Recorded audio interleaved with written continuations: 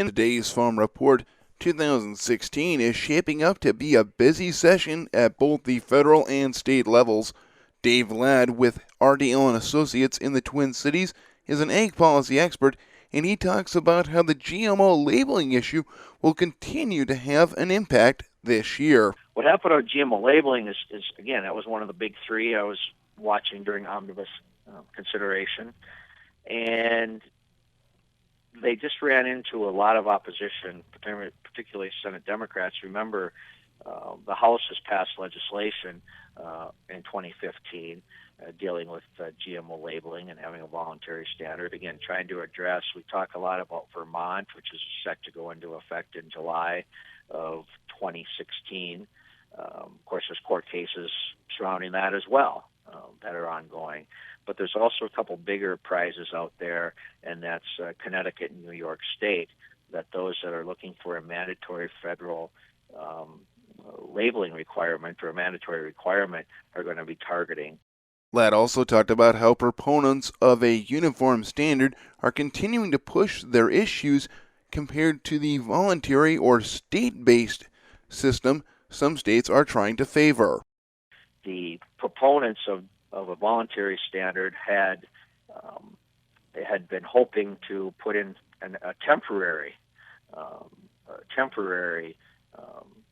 stay, temporary to hold off and work on being able to come up with a uniform label, but that fell by the wayside again in the negotiations, closing negotiations of the omnibus package, and therefore they have readjusted back to comprehensive legislation, and that will pick up again here in January. We've had both Senate and House leadership, and Senator Stabenow and Senator Roberts and others indicate this is something they want to deal with early on here in 2016.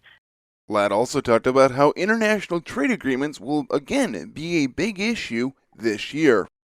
With the Trans-Pacific Partnership, as we know, Trade Promotion Authority was passed and signed into law, which had been the first time since 2007 that we had what we used to call Fast Track Authority, but Trade Promotion Authority. And then therefore we're able now to look at the Trans-Pacific Partnership. We've been speaking with Dave Ladd with RDL & Associates. Ladd is an ag policy expert in the Twin Cities.